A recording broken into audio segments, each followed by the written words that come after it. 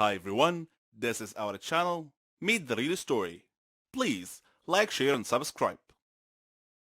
I usually host a slumber party once a month, so my girlfriends already know the drill. They bring their jammies, blankets, nail polish, hair products, lots of snacks, candies, and chocolates, but this time, Lucy brought wine. She had to sneak the wine in my house because my mom is kind of strict when it comes to drinking. My dad is almost never home. My mom sleeps really early, so we kinda had the house all to ourselves. We put on onesies, random dresses, and some costumes. My favorite is the Cinderella dress, and I still like wearing it even if I'm 17 now. We're all 17. I have three best friends, Lucy, Ashley, and Sheila. We have lots of fun and lots of secrets together. Sometimes I wish time would stop so we can always have each other. I know time will come that I will be separated from them. College will happen, and we'll have different lives in different circles. At least for now, we can be silly high school kids. We have an ideal high school life. We all have boyfriends, but mine is the most popular one. Well, I'm pretty popular at my school too. I also do well with academics. None of my friends are failing or anything. We're not the typical popular cheerleaders with no brains type. We do not have family drama. Our social life is great. We have the best high school life ever.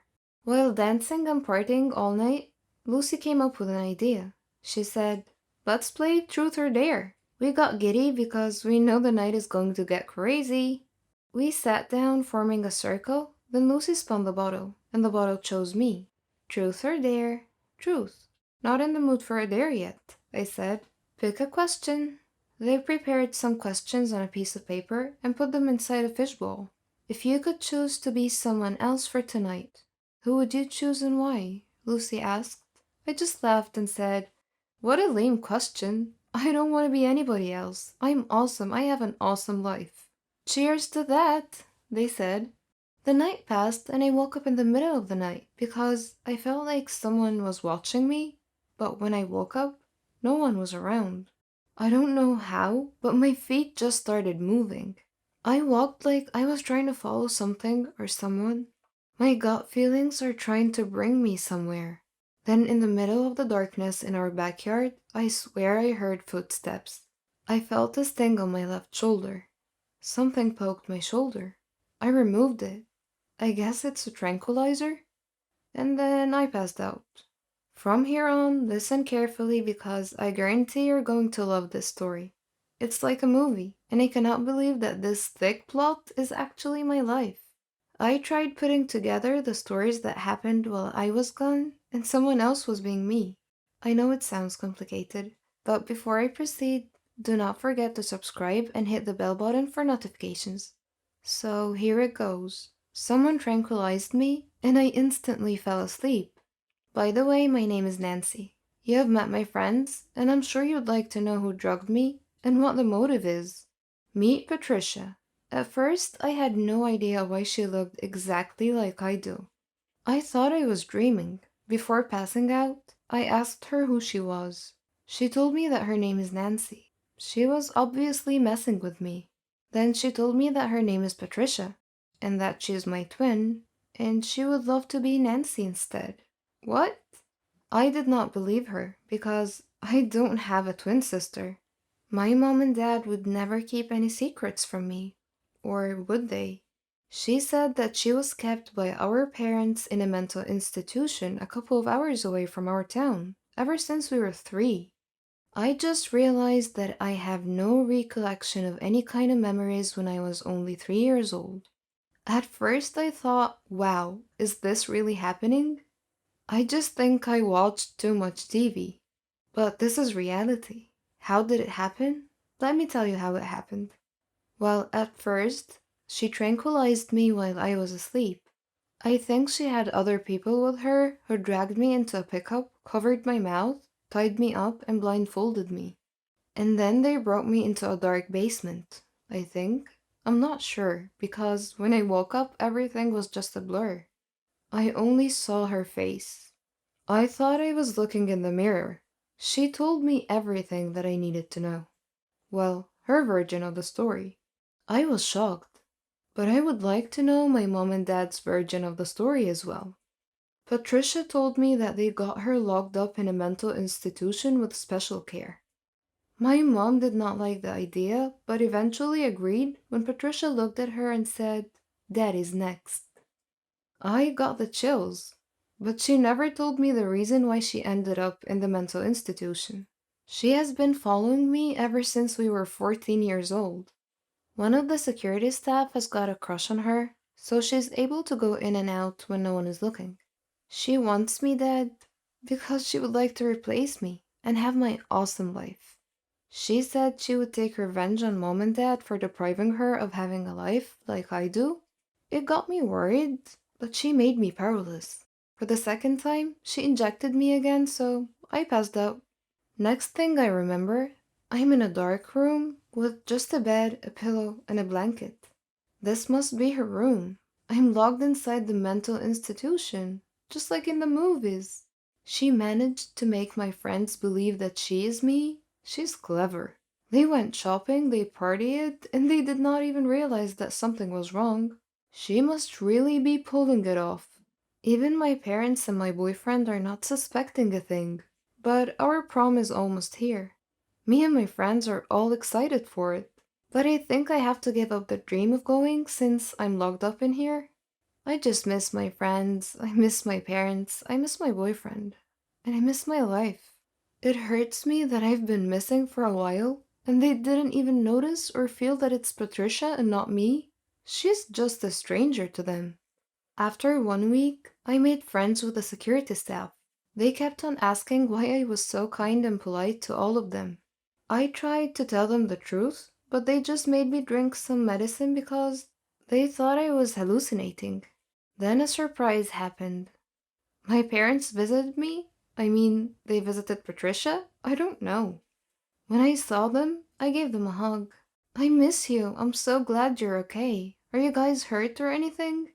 My mom answered, "Honey, why would we be hurt?" I know my mom would believe me. My dad's judgment is not always the best. "Mom, this is me, Nancy. She switched us. She tied me up and she hurt me." And then my dad interrupted. "Enough, Patricia." "Dad, I am Nancy." I said enough. "You've pulled this trick before, and why on earth do you think this is going to work again?" I pleaded so hard, but my dad threatened that they would leave if I still insist. So I just cried. I love my dad, but he's never around, so no wonder we don't have a great relationship. I wonder if he even knows when my birthday is. I mean, our birthday. But then again, I don't want to judge him. I know he's just trying to be tough. But I looked at my mom. I can see in her eyes that she truly feels sorry for me, whether she thinks I'm Nancy or Patricia. "Honey, I know things haven't been great, but a promise is a promise." "A promise?" "Yes, we will not break our promise, which is when your doctor says you're ready to go, we will bring you back home." I cried and I had a meltdown. I just couldn't help it. "Mom, I am Nancy. Please believe me, please."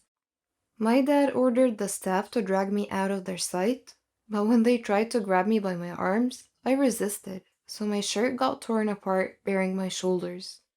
My parents saw this, and they were shocked. My mom pointed on my left shoulder. Well, I had this weird birthmark on my left shoulder. Maybe they recognized it. My mom looked at my dad and said, "She is Nancy." My dad told the staff to leave us alone to talk.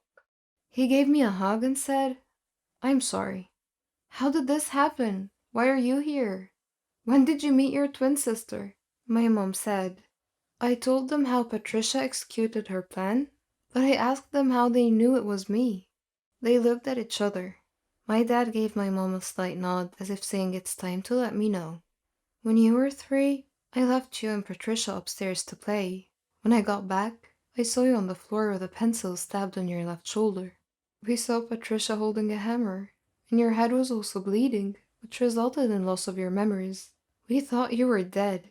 My mom did not finish the story. She started crying while leaning on my dad's chest. My dad continued, "The doctors said that if we wasted just a couple of seconds more, you might not be with us. And he let out a sigh. I have an uncle with the same situation as Patricia. The genes must have passed on to her. I'm sure that there's something wrong with her. So even at a young age, we made a special program for her to be admitted here. We had high hopes that she will become normal. I absent-mindedly responded, "You recognized me because of the scar on my shoulder? I thought it was just a weird birthmark. What are you gonna do with Patricia now?" Mom and Dad went home and proceeded to my room right away. Patricia didn't know that my parents are aware of what happened. They gave her a hug. My parents apologized to her.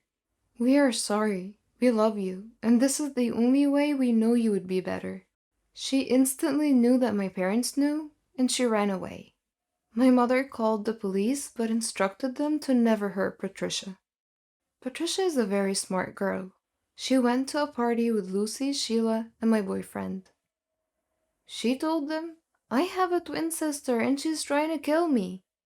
They just all laughed at her. Then I arrived, but instead of making things better, it validated her statement. "Oh my goodness, there's two of you?" my boyfriend said. I said, "Guys, it's me, Nancy."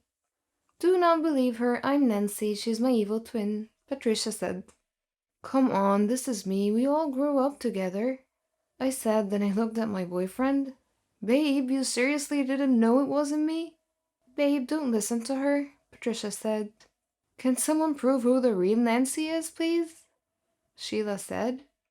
I had no choice but to reveal the secrets we have just to prove that I am the real Nancy.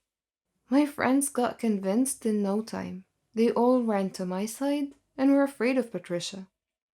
Instead of helping, my boyfriend Marco, he ran away. "Seriously, I think you should break up with him," Patricia told me. Then to our horror, she pulled out a gun and pointed at us. We all gasped. "I enjoyed having your life, and I'm trying to make it permanent. Oh, by the way, you got accepted to Harvard, but I think I'll be the one going there instead." She pulled the trigger, but surprisingly, Marco jumped in front of the bullet. Turns out he just left to call the police. He went back because he knows something bad is going to happen. Marco was shot, but we heard the police siren.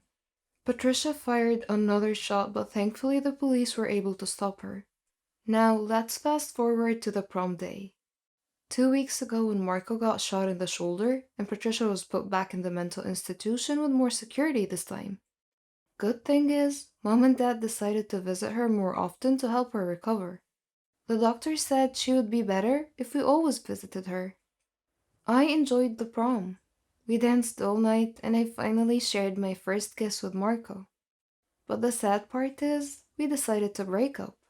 We are going to different colleges, and I know that our relationship should not weigh us down. We could have a lot of opportunities. We made a pact that if ever we finish college after 4 years and we're still single, then we'll be back together. Before taking off to college, I visited Patricia. I know she hates me, but I told her that I love her, and I forgive her. I also made a deal with her that every summer I will visit and make memories with her. I told her that I would like to get to know her, and here I am now. After 4 years, I graduated at Harvard University. I majored in psychology, and I'm doing research now with my colleagues about Patricia's case. As for Marco, well, he's already taken. While I was gone, he took care of Patricia, just like how I always requested during our phone calls.